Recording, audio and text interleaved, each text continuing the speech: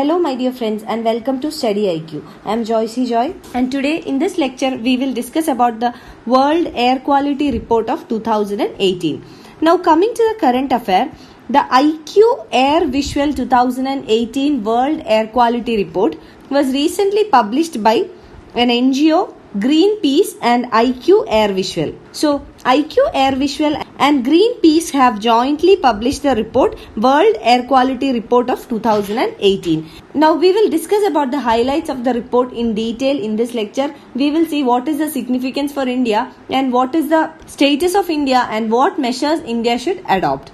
So before that, this is our channel StudyIQ and we are providing pen drive courses for various competitive examinations including SSC bank courses, UPSC optionals, SSC JE courses, teaching examinations, railway examinations, defense examinations, RBI grade B, NABARD grade A, UGC NET, UPSC Civil Services Examination, CLAT exams, various state PSCs and also for various professional courses. You can visit our website www.studyiq.com or call to any of these numbers for more information.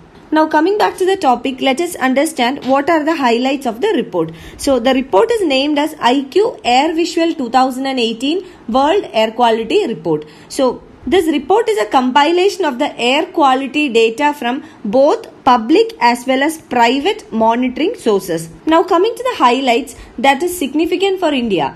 So according to this report, out of the world's top 10 cities with the worst air quality in 2018, 7 belongs to India. So we can say that out of the top 10 worst cities with the worst air quality, 70% or the 7 out of top 10 belongs to India, which is an alarming fact. And within this, if we consider the air pollution metrics, 15 out of 20 cities worldwide that is ranked the worst on air pollution metrics are in India. Now coming to the city which has the worst air quality in the world in 2018, it is Gurugram, which is a bordering city of Delhi, which is in India. So the city on worst air quality is in India, and Gurugram has an annual average concentration of pollutant particulate matter 2.5 at 135.8 micrograms per cubic meter. But in the last year, that is in 2017, the concentration of pollutant particulate matter 2.5 in Gurugram was 146.5. So compared to last year, there is a slight improvement in the city of Gurugram, and Gurugram is followed by Ghaziabad at the second position, and it has an annual average concentration of 135.2 micrograms per cubic meter. And the fourth position is for Faridabad, and Faridabad is followed by Bhiwadi and Noida. And other cities with the worst air quality index are the cities of Patna, Lucknow, etc.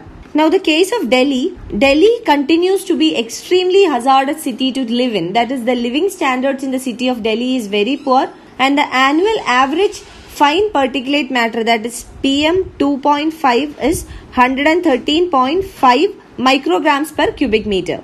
Now having discussed about the concentration or the annual average concentration of PM 2.5 in the cities with the worst air quality, let us now understand what is the permissible limits. So according to WHO, that is World Health Organization, it permits only 10 micrograms per cubic meter. So we have seen in case of some of the cities in India with the worst air quality, Gurugram has around 135.8, where permissible by WHO is only 10. So it is almost 13.5 times higher than what is being permitted by the WHO. Now other cities like Delhi, Ghaziabad, Faridabad, Noida, Lucknow, Patna, all the cities have more than 10 times of what has been permitted by WHO. Now according to the National Ambient Air Quality Standards, that is the Indian standards, the limit for the concentration of particulate matter 2.5 is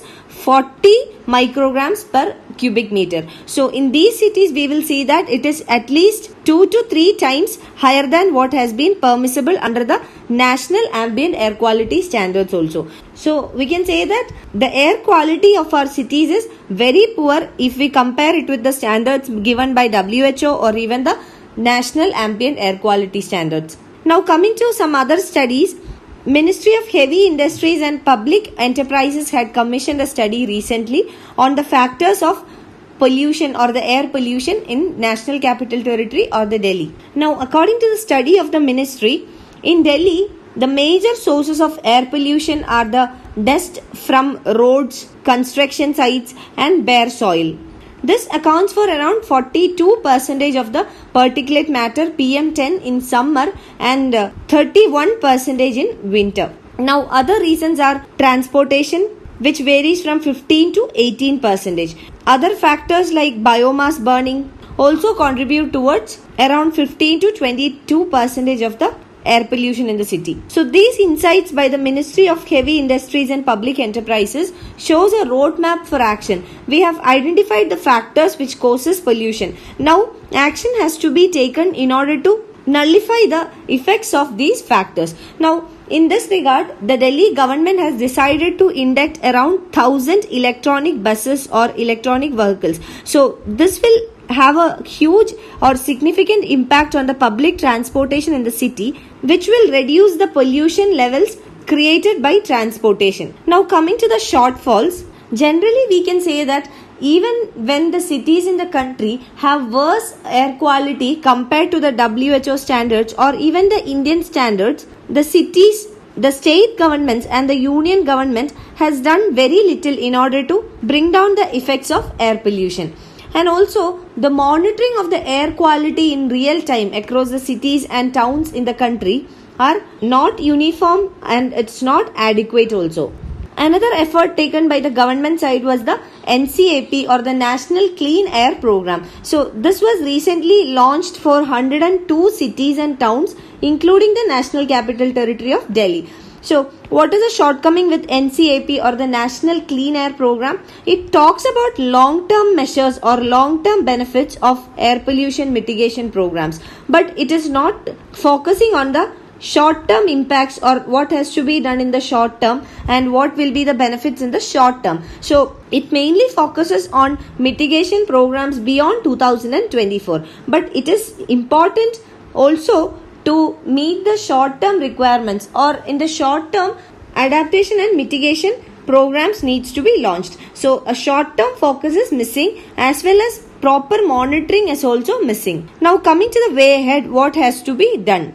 In order to make the state governments and the union governments more accountable, an annual target for reduction needs to be set. So this will make both the state governments and the union governments more accountable. So they will be more accountable in order to meet the annual targets. And in order to meet the annual targets, there will be a political will so that reforms will take place in the key sectors like transportation, construction, biomass. So these are few sectors that have factored or that have caused air pollution in most of the cities. So reforms in the key sectors will be initiated by the governments at the state level and the union level if proper annual targets are set. And another important factor is the transition to electronic vehicles. So in case of Delhi, we have seen that the Delhi state government has adopted a program in order to incentivize or subsidize the electronic vehicles in the city. So such type of programs needs to be adopted by both the state governments and the union government, and proper subsidies should also be provided or funding should be provided by the central government in order to adopt more electronic vehicles in a priority basis in the most affected cities of the country.